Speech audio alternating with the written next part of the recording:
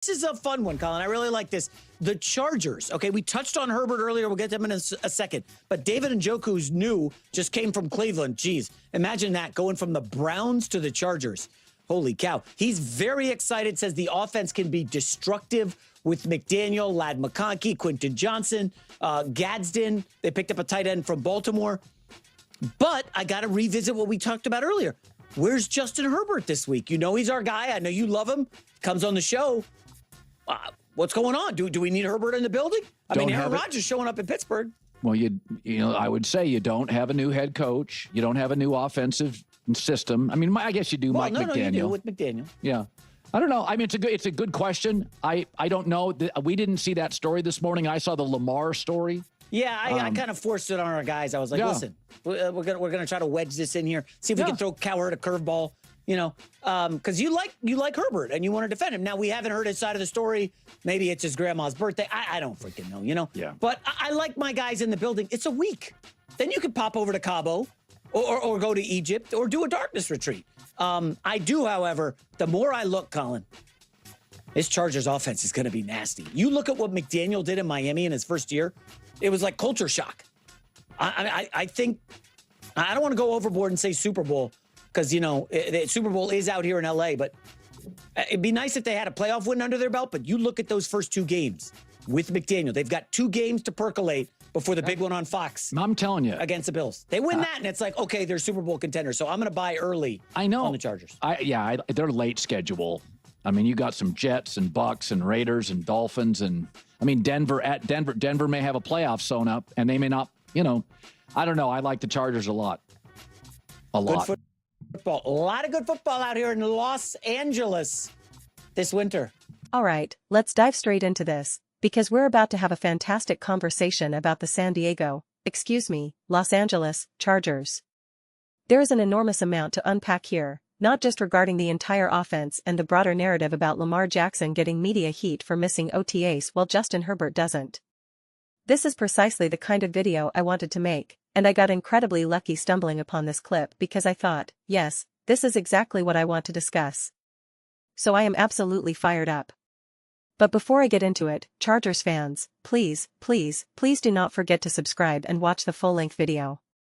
That is, without any shadow of a doubt, the best way to support the growth of this channel so I can keep delivering the most honest, unbiased, grounded, and truthful takes about the Chargers. It genuinely makes a huge difference. So please consider doing that. We're going to have an interesting conversation right now because we'll talk about Herbert, the popularity of the Chargers, the popularity of Herbert, what the expectations are for him, and how his reputation stacks up against Lamar Jackson and the Ravens.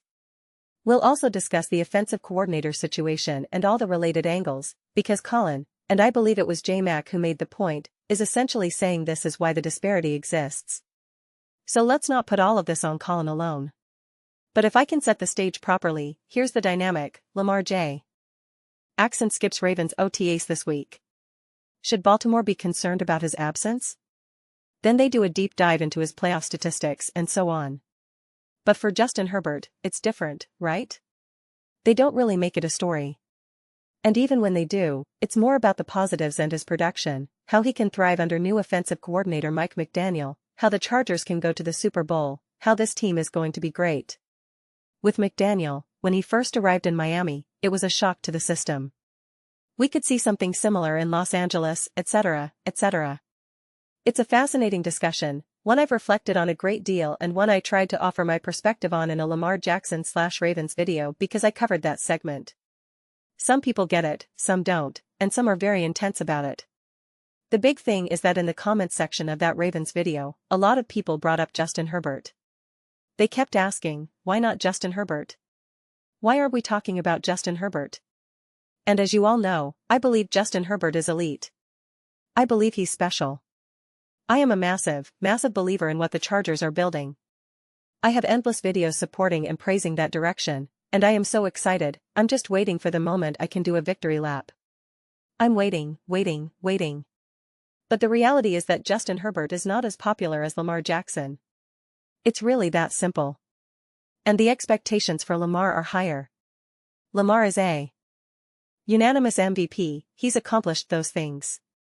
Now again, I think Justin Herbert is elite and special, so we need to understand the conversation we're having. But Lamar Jackson has been the number 1 seed, won MVP, had home field advantage, made the AFC Championship game, and fallen short. He's had bad playoff experiences. And people will say, but wait, Justin Herbert has had bad playoff experiences too. Some analysts, like Nick Wright and others, argue that's because Herbert isn't good enough. And I would respond that his roster was an absolute mess. It was actually amazing he was even in those situations. He's had bad coaching, bad roster construction, old offensive lines, etc. He's more of a victim. Whereas Lamar Jackson will play out of his mind, and the Ravens will be hailed as Super Bowl frontrunners, only to come up short. Let's also face this, the conversations around Lamar Jackson are heightened because people say he's a generational talent, a quarterback unlike any we've ever seen, an all-time great. And they say he is that right now, not that he could become that. Justin Herbert's conversation is more about potential than anything else. It's more about, hey, this quarterback can be great, he can be special. And whether you want to blame him or the Chargers, and again, I blame the Ravens for a lot of their playoff failures as well, I don't put it all on Lamar, this is the difference. Lamar absolutely deserves some blame, but the Ravens team as a whole deserves blame too.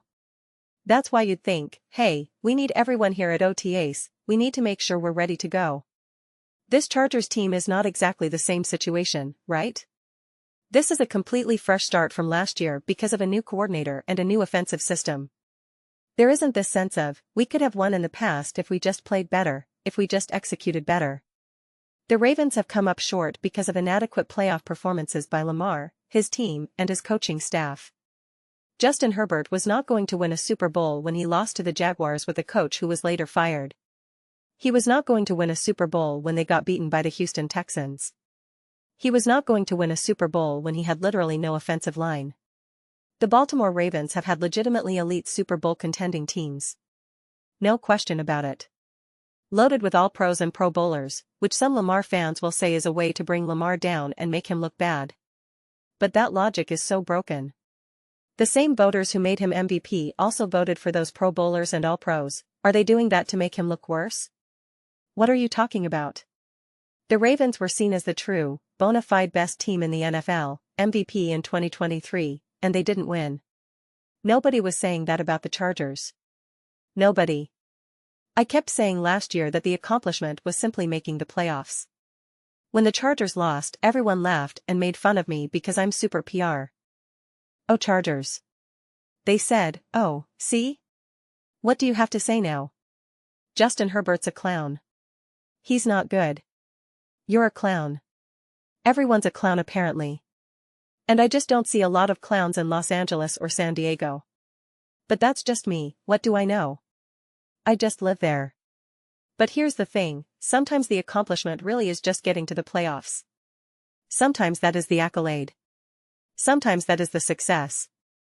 I don't see that as a failure. I didn't see 2024 as a failure. You went up against an elite defense that took advantage of a young offensive line and got blown up. And in that same playoff run, we saw what happens when the Chiefs and Mahomes get blown up, it wasn't pretty. And if you want to go back even further to the Jaguars game, people who want to blame Justin Herbert for that are, in my view, insane. Not to mention, this is a new coaching staff and a new team.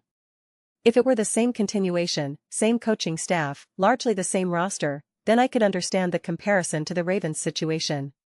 But it's not. The Ravens have underperformed. The Chargers have overachieved given the circumstances they've dealt with, whether injuries, roster construction, or ridiculous coaching hires. That's a fundamental difference. A huge difference. It's why Jalen Hurts got pretty much minimal praise for winning the Super Bowl, literally winning the Super Bowl, and was downplayed again and again. The Eagles were discussed a ton, but certainly not Hurts in a positive light. Then when they underperformed in 2025, Hurts got relentless criticism, a whole scathing report about being uncoachable, etc.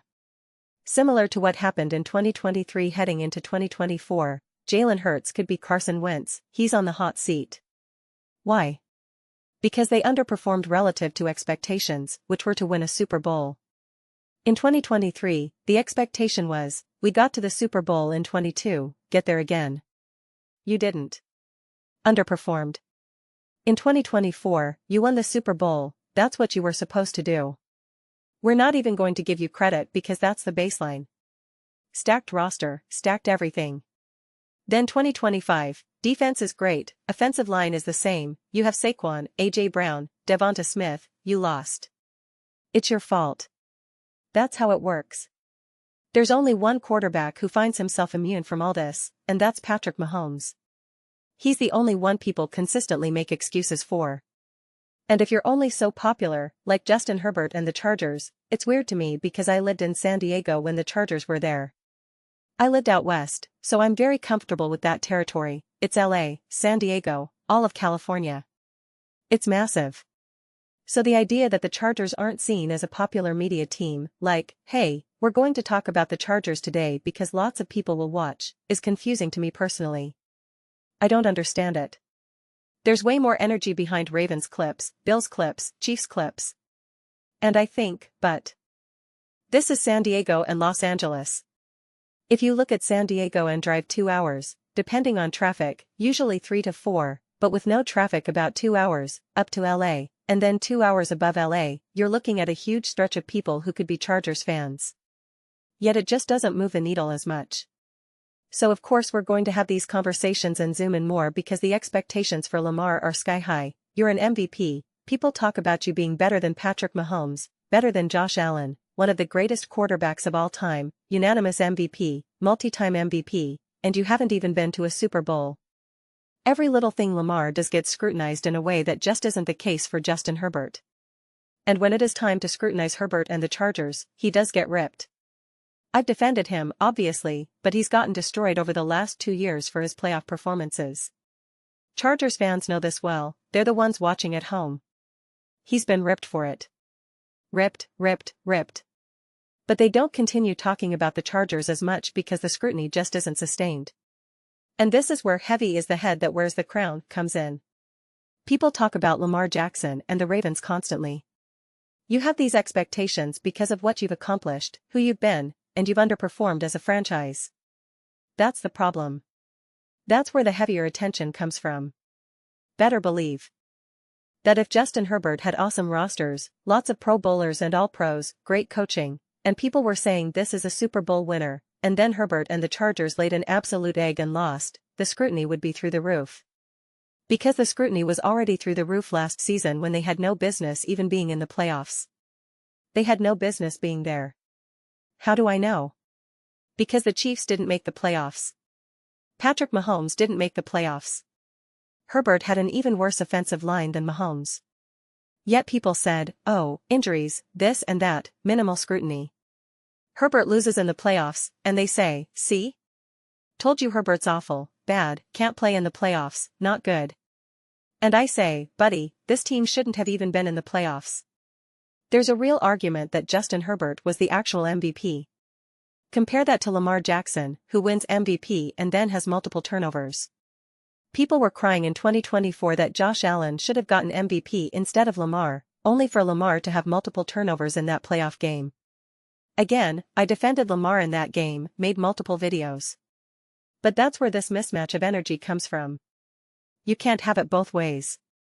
You can't demand that your quarterback and team be talked about all the time, claim he's the best, better than Hurts, better than Lamar, better than Herbert, better than Mahomes, better than Burrow, and then not expect extra scrutiny.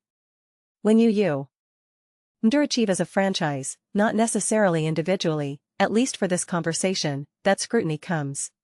And people mistake that for doing something just for views and clicks. I see that a lot. Oh, they're doing this because it gets clicks for Lamar. It's yes and no. Yes, in the sense that people want to talk about it, but the increased stakes, scrutiny, and expectations are undeniably higher for Lamar and the Ravens. That's why it's discussed more. Same with the Eagles. Same reason we don't talk about Joe Burrow and the Bengals as much, people say that team is a mess, Burrow can't stay healthy. Yet Burrow is undeniably elite and special. And when there was something to talk about, like him being injured, everyone gravitated toward it. The Seattle Seahawks won a Super Bowl, and yet they aren't discussed very much. Seahawks fans believe they are, but I'm telling you, they're not. When the Eagles won the Super Bowl in 2024, they were talked about every single day, not all positive, depending on whether we were debating how good Hurts is, but the Eagles as a whole were discussed constantly. When the Chiefs won in 2023 and 2022, they were discussed constantly. When the Eagles won the Super Bowl, I made a post-game clip as soon as it ended, views went through the absolute roof. It was an avalanche. When the Seahawks won the Super Bowl, I made a post-game clip, and the response was like a Thursday night game between the Cardinals and Titans. I thought, what? Okay, S is weird. That's just how it goes sometimes. Better believe that once it's universally accepted that Justin Herbert actually has everything he needs to truly show how elite and special he can be, real momentum, people looking at the Chargers as a 13-3 number 1 seed positioned for a first-round bye, and then if they lose in the divisional round and Herbert plays poorly, first off, he'll get scrutinized heavily. It'll be an ongoing conversation. If he misses OTAs the following offseason, it will be discussed heavily. But I think it's a bad faith argument to keep trying to bring some of those things up now. I appreciate that J-Mac brought it up to Colin, but they didn't really talk about it, and Colin got a bit tripped up, saying, well, it's not a new coach or a new offense. But it absolutely is a new system. Josh Allen has been made fun of all offseason, ripped for losing to the Broncos, the 4 turnovers, all of it. Ripped. Jalen Hurts ripped. Drake May has become a punchline, they make fun of him nonstop for his playoff and Super Bowl failures. So you can't always predict where a conversation will go. If anything, when people point out the inconsistencies in the conversations around Herbert or Lamar or the Chargers and Ravens, a lot of it comes down to this: people look for excuses to talk about the Ravens in a way they simply don't for the Chargers. How many times were the Chargers the opening story on the herd? First things first, get up. Pretty much never. How do I know? Because I'm always looking to make Chargers content, so I'm always on the lookout. It's always second hour newsline, not even its own official segment. And if it's on First Things First, it's usually negative, making fun of Herbert, saying Slater is the most important player for the Chargers. That makes me say, oh, you want to play that game? Let's play that game. Then I go after it, and people say, you're so mean toward Mahomes, you hate Mahomes. And I'm just trying to keep it equal. So it becomes a somewhat disingenuous conversation, even if not intentionally. I find it an interesting, thought-provoking conversation. Unfortunately, I think it takes turns in directions it shouldn't. Especially when you look at how these conversations happen overall. Why don't we talk about Baker Mayfield? Because nobody really cares. No one's asking, can Baker and the Buccaneers right the ship with a new coordinator? Nobody's really having that conversation. That's the reality. Everything is a spectrum of how much people care. It doesn't mean it doesn't matter to individual fan bases.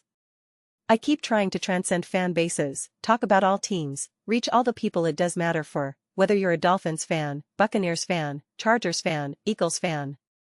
I try my best to bring it all to the table. But at the end of the day, the casual fan is more interested in what Lamar Jackson and the Ravens are doing than what the Chargers are doing. And it's up to the Chargers to change that, by building a great team, winning, and actually winning it all, or coming up short as a great team, forcing conversations like, is Harbaugh as great as people think? Is McDaniel? Is Herbert? People who try to force those conversations do it too soon. That's what I see when they try to bash Herbert or Harbaugh, like when Nick said, Herbert has every excuse, he's got everything, Harbaugh, no excuses. That is so absurd right now. To think they were in a position to just win it all with a decimated offensive line, a quarterback who had to get surgery mid-season and didn't miss a beat? Really? No. So I'm curious how you all make sense of this, especially Chargers fans. Where do you see the mismatch and why Herbert isn't as big a story as Lamar? We can talk about accomplishments too. Jalen Hurts has been to 2 Super Bowls, won 1, had 2 record-breaking Super Bowl performances, yet people are still zoomed in on his relationship with his new offensive coordinator, questioning whether he can play, non-stop, more so than Lamar. If you want to talk about who's getting extra heat, Hurts is getting way more. So we can play the game of Herbert hasn't won in the playoffs, Lamar has, then offer that to Hurts, because he's a Super Bowl winner and MVP. Lamar isn't. So again, it's a spectrum, popularity and level of scrutiny. Nothing more. Combined with expectations of the franchise and the quarterback. People said Josh Allen and the Bills had the best chance to win it all. they failed, and they've been ripped to pieces for it. Drake May, people pushed back, said he's not as good as believed, the team wasn't that good, it was just the schedule, they got dominated in the Super Bowl and got ripped for it. The Patriots as a whole have been an absolute talking meme this entire offseason. We all know that. That's how this works. I just try to navigate through and find the real conversation worth having. Sometimes I hit, sometimes I miss. But those are just my thoughts. I'd absolutely love to hear yours. What do you all think about Justin Herbert and the Chargers in this back and forth compared to Lamar, OTAs, the offense with Mike McDaniel? How do you feel about the conversation I just laid out, which is definitely more meta and outward-looking? Curious how those types of discussions land with you. Let me know your thoughts in the comments below. I read every single one. So whether you agree with me or disagree, either way, let's get into some discussions, let's get into some debates, but ultimately, let's just have some fun. And please do consider subscribing. We're building an amazing community here, and I absolutely love to see you be part of it. I want to build something we all genuinely feel connected to, something we're really excited to be part of. I think we're well on our way. Please don't forget to give this video a thumbs up, it really helps with visibility and the algorithm. Thank you so much. See you next time.